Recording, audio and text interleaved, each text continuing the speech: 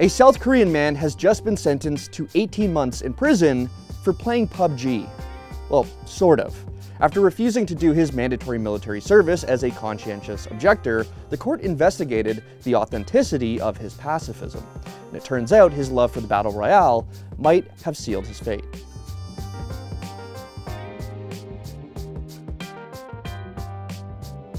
Several countries across the globe have some form of mandatory military service, with South Korea just being one notable example. Primarily to bolster their border to the north, the majority of able-bodied men are required to complete 18 to 21 months of service. And just like any other sort of draft, for as long as Korea has done this, young men have been trying to get out of it, which is exactly what the subject of this case tried to do. According to the original report from the Korean Herald, the unnamed defendant who was first charged back in 2018 argued that he should be exempt due to his moral stance against, quote, all war and violence. Conscientious objectors like this have existed throughout history and even include plenty of notable people, like Muhammad Ali during his protest of the Vietnam War. But like Ali, these pleas usually don't work and still lead to severe punishments and even imprisonment. And what do you know, this shit doesn't fly in Korea either.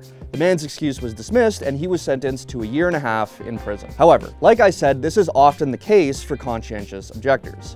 What makes this story more interesting is the specific reasoning behind the court's decision. According to the Herald and the other publications that reported on this, the court said, among many other things, that, quote, the defendant has not put any effort into spreading or realizing what he says is his ideological belief, such as working at an NGO related to anti-violence, anti-war, or peace. So yeah, basically what the court's saying here is the gentleman didn't practice what he preached. And sure, maybe I sort of understand this rationale, but I wouldn't think I'd need to be a garbage man to prove that I care about the protocols of recycling. But besides that, the real reason we're here is the second line, which is even more targeted and bizarre. The verdict continues, quote, the defendant admitted that he frequently enjoyed playing the game Battlegrounds, which is a game about killing characters with guns in a virtual reality. Yes, you heard that correctly. The man's Steam playtime was used against him in court.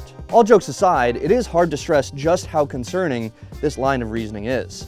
Essentially, what the court's trying to do is equate violence in video games with violence in real life.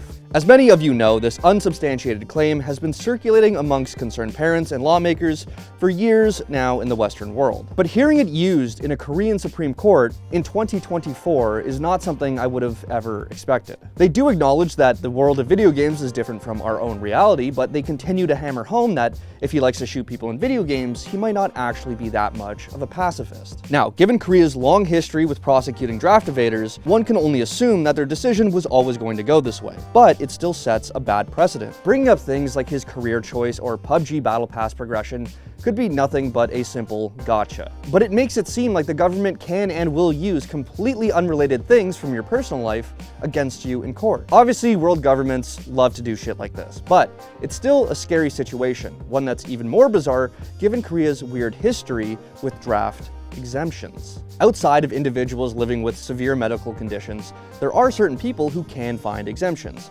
usually prestigious artists and athletes. But it should be noted, you gotta win something first. At the 1986 Asian Games and the 1988 Summer Olympics, athletes could be guaranteed exemptions if they won a medal. Same goes with the country's national soccer team back in 2002 if they made it to the round of 16. Certain classical artists can get the same treatment if they win an international competition, and as many of you may now know, back in 2022, Faker, yes, that Faker, and the rest of the Korean League of Legends team were all given exemptions after winning the Asian Games. So maybe the issue wasn't that the defendant liked violent video games.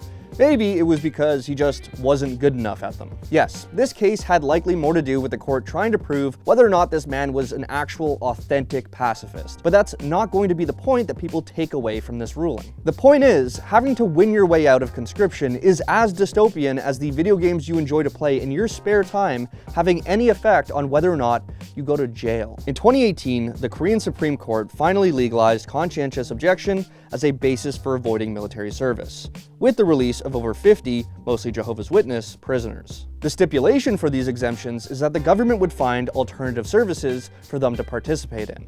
The only question is, Why was that not awarded to this man? Maybe PUBG played more of a role in this situation than we'd all like to stomach. We just don't know right now. So we'll just have to wait as the story gains more mainstream media attention to see if we'll get any new information.